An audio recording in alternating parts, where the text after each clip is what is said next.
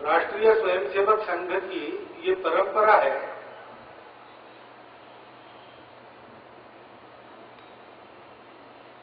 कि सरसंघ चालक के नए बनने के पश्चात एक बार देश भर में उनका प्रवास होता है। उस परंपरा के चलते ही इस वर्ष 21 मार्च को जब यह नया दायित्व मेरे सर पर आया,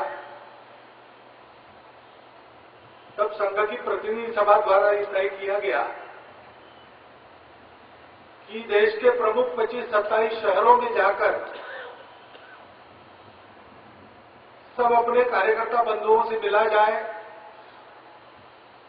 एक सार्वजनिक कार्यक्रम हो, सामाजिक सद्भावना की बैठकें हों। उस प्रवास के क्रम में मैं जोधपुर आया।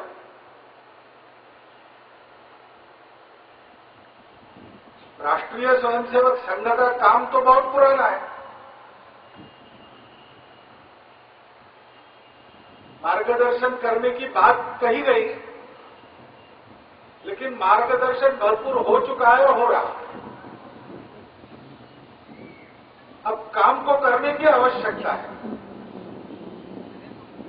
राष्ट्रीय स्वयंसेवक संघ 84 वर्षों से काम कर रहा है। संघ का विचार कुछ नया नहीं है। संघ के विचार का तत्वात्मक अंश और क्रियात्मक अंश दोनों हमारे देश के और दुनिया के, देश दुनिया मानवता के लिए प्रामाणिकता से, निस्वार्थ बुद्धि से काम करने वाले लोगों के अनुभव के निष्कर्ष को लेकर ही चलने का रास्ता है। उसमें नई बात नहीं है, लेकिन उस रास्ते पर चलने के लिए जो योग्यता चाहिए, जो आदत चाहिए, वो करने का संघ का काम है। अब दुनिया में बहुत सारे काम चलते हैं। उन सारे कार्यों में कहीं न कहीं ये अभिनिवेश रहता है कि हम सब लोगों का मार्गदर्शन करेंगे, हम समाज को सुधारेंगे, हम ऐसा करेंगे, वैसा करेंगे। संघ का काम अभिनिवेश रहित है, अहंकार रहित है। संघ का काम ये सार्वकालिक काम है। एक विशिष्ट परिस्थिति की प्रतिक्रिया के रूप में वो नहीं चलता, न किसी के विरोध में वो चलता है। और इसलिए ये एकदम अनोखा काम है। अपने देश में, पूर्ण देश में एक साथ, एक समय ऐसा काम गत 1500-2000 वर्षों में कम से कम नहीं हुआ। इसलिए यह संघ का काम 84 साल पुराना होने के बाद भी संघ के स्वयंसेवक समाज के जीवन के विभिन्न अंगों में अनेक प्रकार के कार्य करते हैं। उनके प्रसिद्ध होने के बाद भी अनेक प्रकार की आपत्तियों में, संकटों में अग्रसर होकर स्वयंसेवक राहत कार्य में जुट जाते हैं। उसके बावजूद संघ का राष्ट्रीय स्वयंसेवक संघ यह नाम, अथवा अंग्रेजी में उसका और एक छोटा सा रूप RSS, यह सबको मालूम है। उसके बाद भी संघ के काम को समझना अभी भी अभाव से ही मिलता है, क्योंकि यह अनोखा कार्य है। इसको समझना पड़ता है। संघ के कार्यकर्ताओं को, स्वयंसेवकों को भी इसको समझने के लिए प्रयास, परिश्रम करने पड़ते,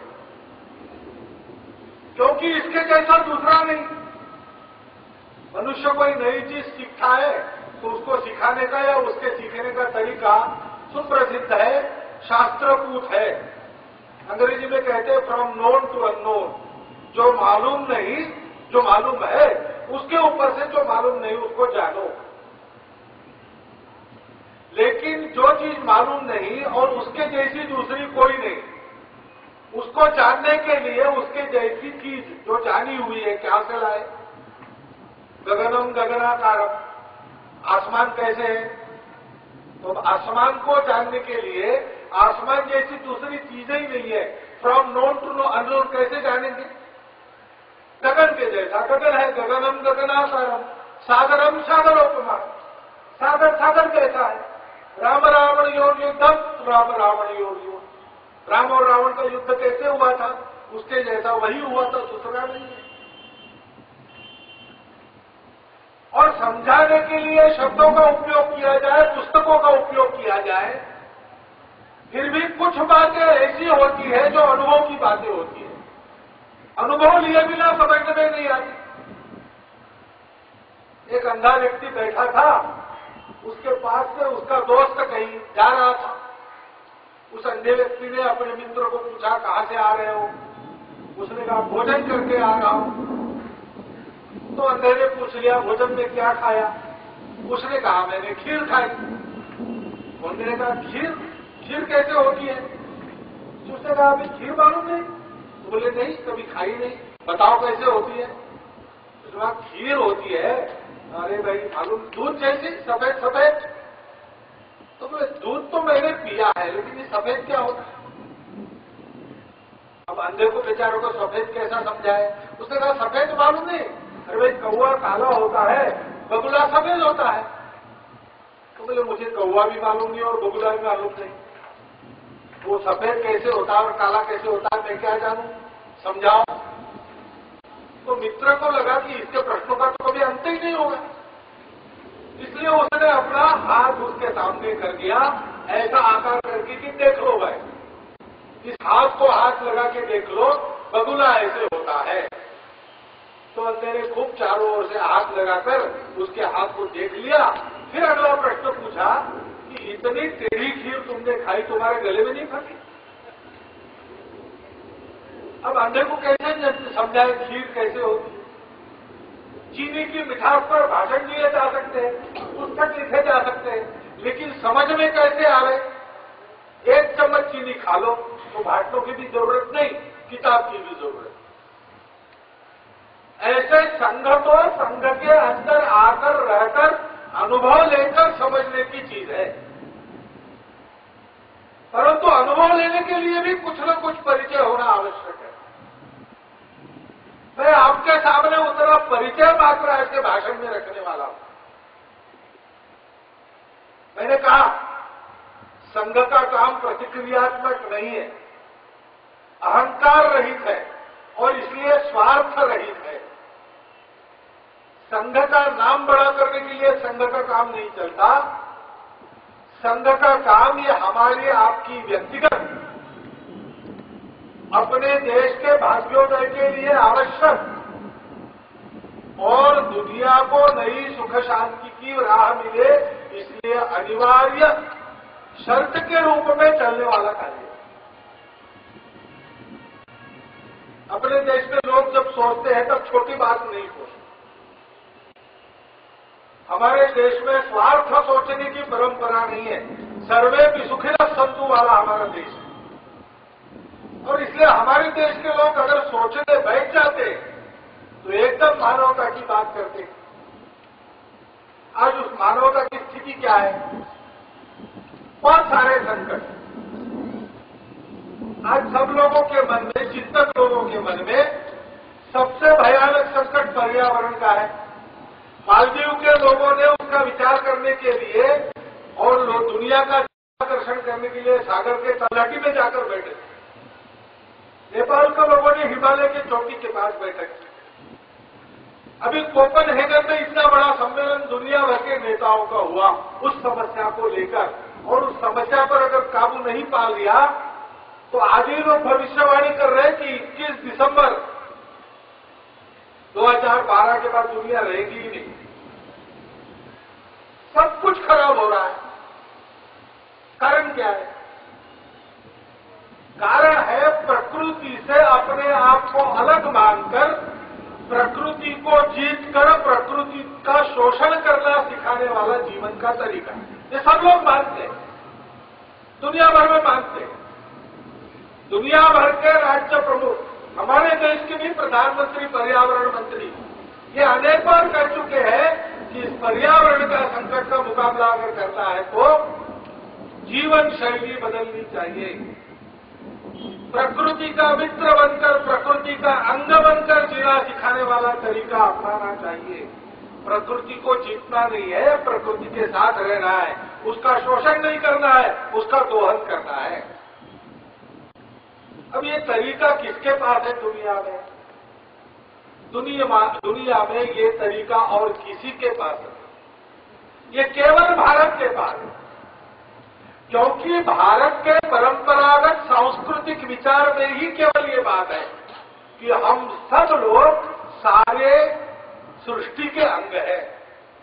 सृष्टि से हम अलग नहीं है। घट घट में राम है, एक ही तत्व विविध रूप में प्रकट हुआ है और इसलिए प्रकृति के अंग है। इस नाते हम जो कुछ अच्छा खराब करते हैं उसका सारे प्रकृति पर परिणाम होता है और इसलिए प्रकृति का बिगाड़ मत करो, उसका शोषण मत करो, उसका दोहन करो, उसको जीतो मत। उससे तुमने लिया है उसको दाम दुगना वापस करो। ये हमारे यहां परंपरागत चीज है। कीट पतंग पशु पक्षी पेड़ पौधे पहाड़ नदियों तक हमारे यहां पर भगवान के अवतार है, पूजा है। वो केवल धार्मिक कर्मकांड नहीं है, वो एक संस्कार है कि भाई जैसे हम है वैसी सारी सृष्टि है। हम सृष्टि के ही उपज में है, सृष्टि की ही हम उपज है। उसको अपने साथ विकसित करना है, अपने विकास के लिए उसको मारना नहीं। ये सिखाने वाला दूसरा कोई नहीं। हिंदू है, हिंदुत्व है, भारतवर्ष है। लेकिन दुनिया के देश बोलते तो ये है, करते नहीं है। ऐसे लोग हैं कि ये मानते तो है, फिर भारत को कहते हैं कि भाई कार्बन क्रेडिट कम करना, कार्बन एमिशन कम करना है तो तुम अपनी धान की खेती बंद करो और गायों की संख्या कम करो, क्योंकि गाय के गोबर से मीथेन पैदा होता है, धान से मीथेन पैदा होता है। तुम कम कर लोगे तो पर्यावरण प्रदूषण कम हो जाएगा। कितना है भाई हमारे यहां पर कार्बन उत्सर्जन? 0.8 है, 0.8। हम आधा भी कर लेंगे तो कितना होगा? 0.4 होगा, 0.4 ही केवल कम होगा।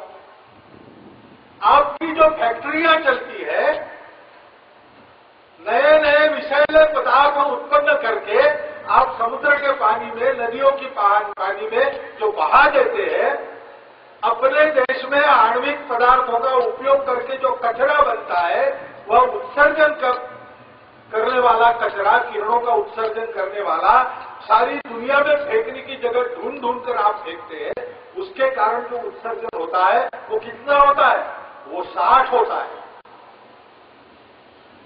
आप उसमें से 5 भी कम कर लेंगे तो हम जो करेंगे उससे कई गुना ज्यादा कम होगा।